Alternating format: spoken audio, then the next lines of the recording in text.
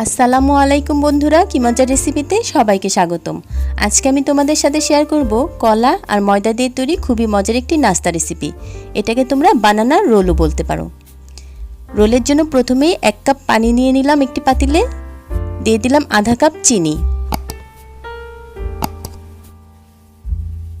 এখন দিয়ে দিলাম 1/4 কাপ সয়াবিন তেল। তোমরা এখানে বাটার দিলে আরও ভালো রেজাল্ট পাবে।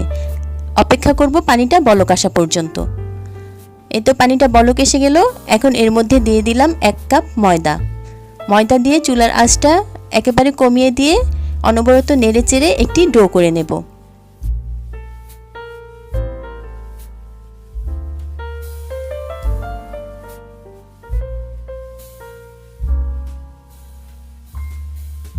এই তো ডোটা হয়ে গিয়েছে। এখন আমি পাতিলটা চুলা থেকে নামিয়ে নেব।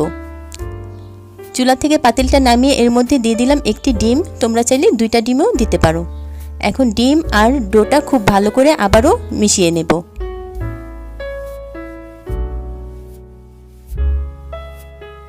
হয়ে গেল। এখন ডোটাকে এক পাশে রেখে দেব। এখানে আমি 2টা কলা নিয়ে নিলাম। তোমরা তোমাদের পছন্দ অনুযায়ী যে কয়েকটা ইচ্ছে নিতে পারো। এখন কলাগুলোকে আমি লম্বালম্বি করে ভাগ করে নেব। এখানেও তোমরা তোমাদের পছন্দ অনুযায়ী একটি কলাকে 2টি অথবা 4টি ভাগ করে নিতে পারো। আর বন্ধুরা, যারা আমার চ্যানেলটা সাবস্ক্রাইব করে আমার পাশে আছো তাদেরকে অসংখ্য ধন্যবাদ। আর যারা এখন আমার চ্যানেলটা সাবস্ক্রাইব করনি, আমার রেসিপি যদি এতটুকুও ভালো লেগে থাকে তাহলে আমার চ্যানেলটা সাবস্ক্রাইব করে আমার পাশে থাকার অনুরোধ রইল। আর ভিডিওটা যদি ভালো লেগে থাকে তাহলে অবশ্যই একটি লাইক দিয়ে দেওয়ারও অনুরোধ করছি সবাইকে। এই যে এখন এরকম সাসলিক কাঠির মধ্যে আমি কলাগুলো এভাবে করে গেঁথে নেব।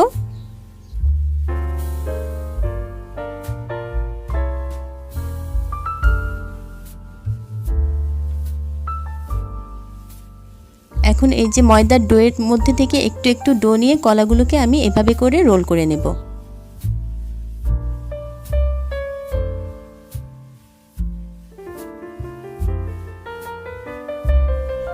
এই তো রোল হয়ে গিয়েছে। এখন একটি কাঁটা চামচ দিয়ে আমি এভাবে করে ডিজাইন করে দেব, শুধুমাত্র দেখার সৌন্দর্যের জন্য।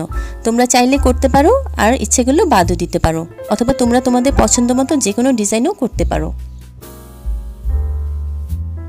এই তো হয়ে গেল। এখন তোমাদেরকে আরেকটি ডিজাইন করে দেখাচ্ছি।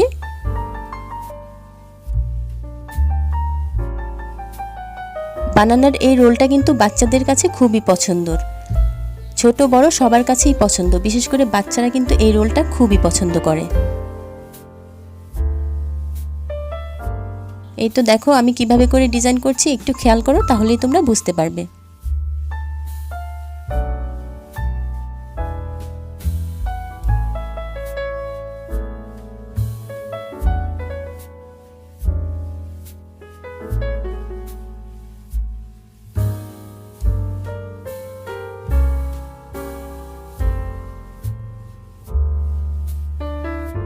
এই তো হয়ে গিয়েছে। এখন এগুলোকে ভাজার পালা। তেলটাকে আমি এখানে মিডিয়াম গরম করে নিয়েছি, আর মিডিয়াম গরম তেলে মিডিয়াম আঁচে রোলগুলোকে উল্টে পাল্টে ভেজে নেব যতক্ষণ পর্যন্ত না গোল্ডেন ব্রাউন আর ক্রিস্পি হয়ে আসছে।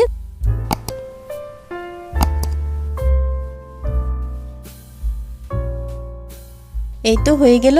এখন আমি এগুলোকে পাউডার সুগার দিয়ে পরিবেশন করে নেব। রেসিপিটা ভালো লাগলে অবশ্যই কমেন্ট করে জানাবে। আজকের মতো খোদা হাফেজ। সবার জন্য অনেক দোয়া আর ভালোবাসা রইল। ধন্যবাদ সবাইকে।